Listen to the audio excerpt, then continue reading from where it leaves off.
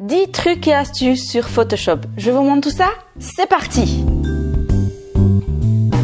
Bonjour et bienvenue sur la chaîne de Graphis Pro, j'espère que vous allez bien. Dans cette vidéo, je vais vous donner 12 trucs et astuces sur le meilleur des logiciels de photomontage Photoshop. Donc sans plus tarder, on se retrouve sur mon ordinateur. Donc nous voici maintenant sur Photoshop pour la première astuce, comment faire un détourage ultra rapide. Mais alors attention, ça va prendre juste une seconde.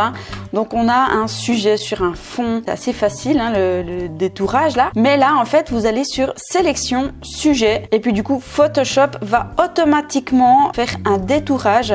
Après on voit qu'il y a un petit peu des imperfections, par exemple ici il n'a pas pris l'ordinateur, ici là le mollet n'est pas vraiment au top, mais ça permet de faire un détourage assez rapide, quitte après à prendre d'autres outils de détourage. La deuxième astuce, c'est comment créer un masque vectoriel. Alors c'est très pratique parce que après on peut modifier un petit peu avec la plume, un petit peu comme Illustrator. Donc en fait vous avez votre sujet qui a été sélectionné et puis après vous allez dans le panneau tracé et puis avec la touche option enfoncée vous cliquez là-dessus.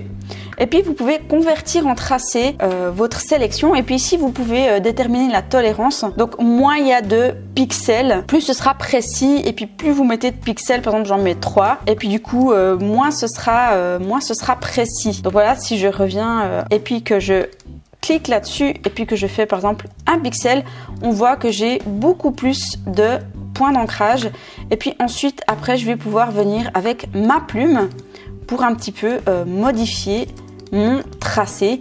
Donc ça, c'est vraiment super pratique.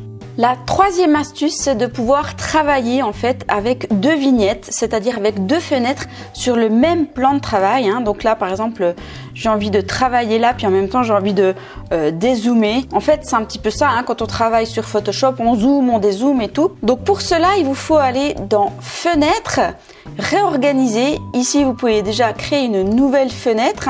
Ce sera finalement le même fichier. Et puis, vous pouvez aller dans Fenêtre, réorganiser et puis là par exemple on peut mettre deux vignettes verticales et puis du coup on peut voir par exemple ici j'aimerais supprimer la cheminée, et je peux venir ici hop faire comme ça et puis on voit que ça se met automatiquement sur la vignette d'à côté. Donc c'est le même fichier sauf que là on a un zoom et puis là on a la partie dézoomée, donc c'est vraiment très pratique. La quatrième astuce, c'est de faire un zoom automatique sur notre objet qui se trouve sur un calque. Par exemple, ici, on a une image et puis on a notre petit chat ici sur un calque et il suffit de cliquer sur la touche Option ou Alt et puis de cliquer sur l'objet. Hop, voilà, par exemple, là, j'ai mon chat et puis la porte et puis hop, on fait un zoom arrière vu qu'on clique sur l'image de fond. Donc ça c'est vraiment assez pratique pour aller d'un endroit à un autre. Ça évite de faire des zooms et puis des dézooms. Vu que finalement sur Photoshop on fait ça, on zoome et on dézoome et ça nous fait gagner beaucoup de temps. Cinquième astuce, c'est de sélectionner une autre couleur qui est en dehors de Photoshop. Avec la pipette, on peut vraiment prendre toutes les couleurs qu'on veut sur notre image, mais en laissant notre pipette appuyée, on peut venir ici en dehors de notre plan de travail, en dehors de Photoshop. Et voyez ici, hop, là je prends le bleu de la mer. Et puis je viens par exemple remplir ici, voilà, remplir la couleur de ma porte. Donc vraiment on peut venir prendre n'importe quelle couleur en dehors en laissant la pipette enfoncée. Donc ça peut être assez pratique. Autre raccourci hyper pratique peut nous faire gagner beaucoup de temps, c'est de modifier en fait l'épaisseur et la netteté par exemple de son pinceau. Alors des fois il suffit aussi de faire un clic droit et puis ici d'ajuster l'épaisseur et la dureté. Après on peut aussi presser sur CTRL Option. Et du coup, de manière horizontale, on peut modifier la grandeur et de manière verticale, on peut régler la netteté, la dureté du pinceau. Donc ça, c'est vraiment assez pratique si on utilise beaucoup le pinceau et d'utiliser tous ces raccourcis peut nous faire gagner beaucoup de temps. La septième astuce, c'est d'appliquer en fait un calque de réglage ou de remplissage uniquement sur certains objets sans forcément que ça aille par exemple sur le calque du fond. Donc par exemple ici, on a une femme et un chat. Et puis j'aimerais par exemple créer un calque de réglage sur les courbes. J'aimerais les faire un petit peu plus clairs par exemple, assez clairs comme ça. Là en fait, mon calque de réglage s'applique sur tous les calques qui s'appliquent dessous. Alors que si je veux juste que ça s'applique sur la femme et sur le chat, il me suffit de sélectionner les 3 calques avec le calque de réglage, de créer un dossier. Donc les 3 calques sont dans mon dossier et puis de cliquer sur le groupe et de le mettre en mode normal plutôt que transfert. Et de cette manière-là, mon calque de réglage ne s'applique que sur les objets qui font partie du même groupe. Et ça, c'est vraiment très pratique parce que ça permet en fait de pouvoir déplacer nos objets sans créer de masque ou sans créer de masque d'écrêtage. Donc ça, c'était pour la 7e astuce. La 8e astuce, c'est de pouvoir atténuer des rides ou alors de les renforcer grâce à l'outil de correcteur localisé. C'est ce petit pansement qui se trouve ici et c'est un outil très pratique si on veut par exemple enlever un élément. Photoshop va prendre en compte le contour et la texture aux alentours de la sélection,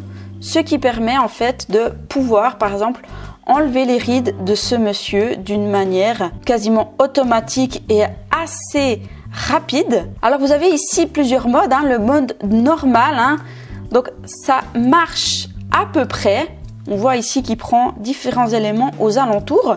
Vous pouvez aussi choisir un mode éclaircir, par exemple on aura la ride ici qui sera un petit peu plus claire. Donc ça c'est vraiment assez pratique si on veut garder la ride mais par exemple l'éclaircir, ou alors on peut aussi choisir le mode obscurcir pour renforcer les rides. Donc ça c'est bon à savoir avec l'outil de correcteur localisé qu'on peut enlever, atténuer ou renforcer des rides ou alors des boutons d'acné par exemple.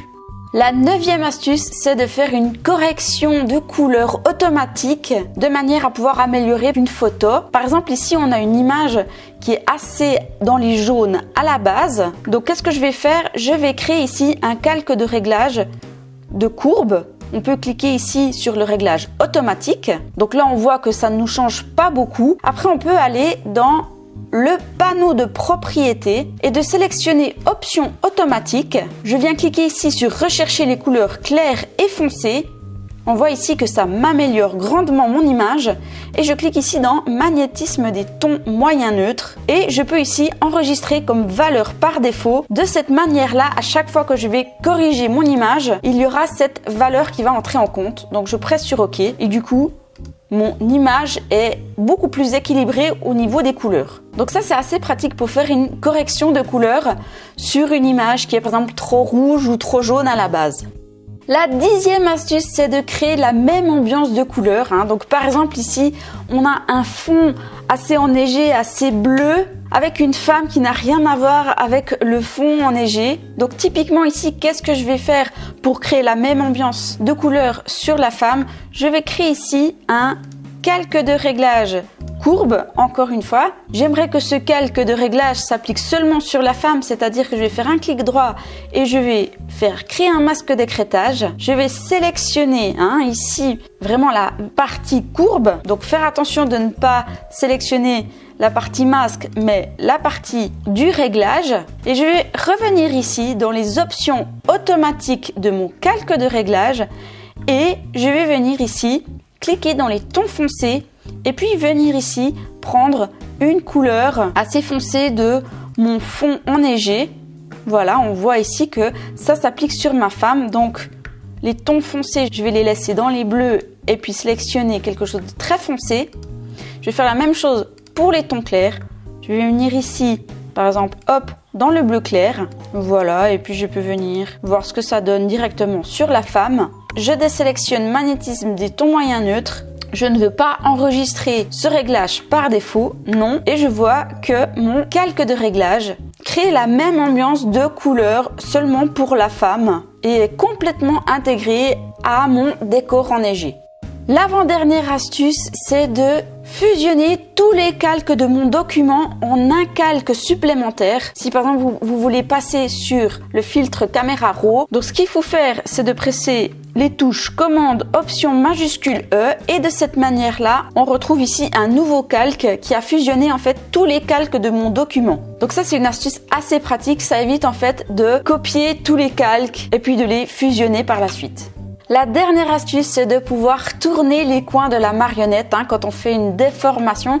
Donc typiquement ici sur ce personnage, si je viens dans édition et déformation de la marionnette, je peux piquer ici des points, par exemple sur les articulations, et en pressant la touche option, on voit ici qu'il y a un rond qui se forme et du coup, je peux venir tourner en fait mon objet, le bras. Là, si je rajoute ici un point, je viens sélectionner mon bras et je peux venir faire la même chose. Donc c'est vraiment super pratique, il suffit de presser la touche option et puis ça permet de vraiment pouvoir déformer. Là on peut venir cliquer et puis supprimer les différents points ou alors les déplacer. Donc ça c'est assez pratique. Donc avec la touche option, hop, on peut venir tourner les coins de notre marionnette. Voilà, petite dernière astuce en bonus, jamais 12 sans 13. Et ben ici vous avez la petite loupe. Si vous avez des questions ou si vous ne connaissez pas des outils de Photoshop, vous pouvez venir ici, par exemple, outil de correcteur localisé. Ça vous sélectionne automatiquement l'outil. Ou alors, vous pouvez aussi trouver des aides et puis des tutoriels qui sont assez pratiques. Donc, ça se trouve dans la petite loupe qui se trouve en haut à droite de Photoshop. Voilà, j'espère que cette vidéo vous a plu. Mettez-moi dans les commentaires ce que vous en avez pensé. Si vous débutez en tant que graphiste freelance et vous voulez éviter des erreurs inutiles, j'écris une formation gratuite. Pour y accéder, c'est très simple. Il vous suffit de cliquer sur le premier lien dans la description ci-dessous. Et puis du coup, moi je vous dis à bientôt dans une prochaine vidéo. Ciao!